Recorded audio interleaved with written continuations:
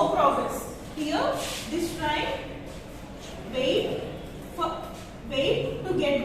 to get this way free. This B train wait for the A to go back. These two will not move. This situation is called a deadlock, where this train is called a process and this resource is called train. Okay. Now we will be discussing about a deadlock. Do you have an idea about process? Okay. Yes. To complete a process needs an execution. Getting? So the process for the process to execute, process needs resources. Like suppose if you want to write, what are the resources you need? Pen or book. These are the resources. Okay. To complete the writing, you need resources, pen and book. Same wise in the operation, for the program to be executed, you need resources. Okay? Yes. Here in the operating system, there are only finite resources and there are many processes occurs in the operating system. Okay? How? What is the way to complete the execution? We'll learn about it. Okay? What is the way? What is the process to complete an execution? First, okay? First is what? It requests a resource. First thing. Next, after requesting the resource, will resource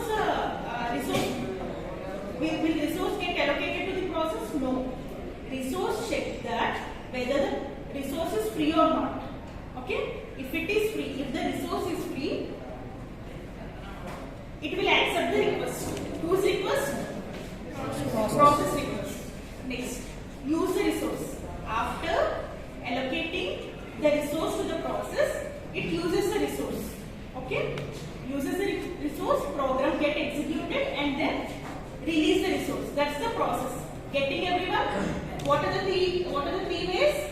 Request the resource, use the resource and release the resource. Getting? Okay, next.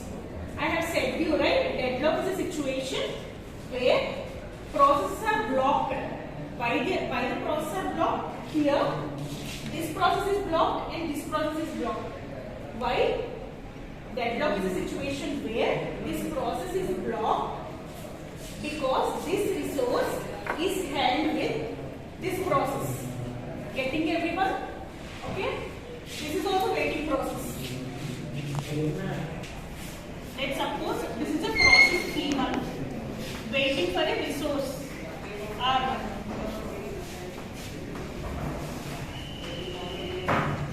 See, silence. This is a process. This process is waiting for the resource R1. Okay? Where this process is also requested for R1. Okay? Now, what process and many other processes are requested. Where this PN, PN is a process where this resource is allocated. Now this process is working with resource R1. Okay? This needs a time. Okay? This needs some 2 or 3 months. Okay? Now this process is waiting for resource where this resource is held with other waiting processes. So this process gets blocked. The process of getting blocked is called a deadlock. Getting? See.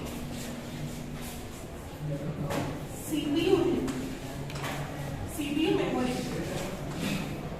If this process wants 2 instances of CPU and 5 instances of memory. Okay?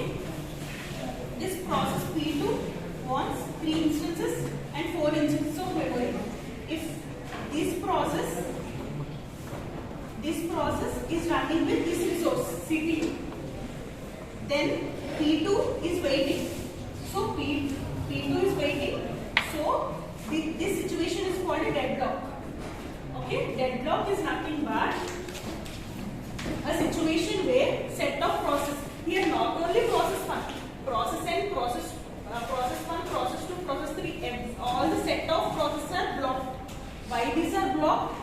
because this resource is holding another resource. Okay, for suppose I tell you an example.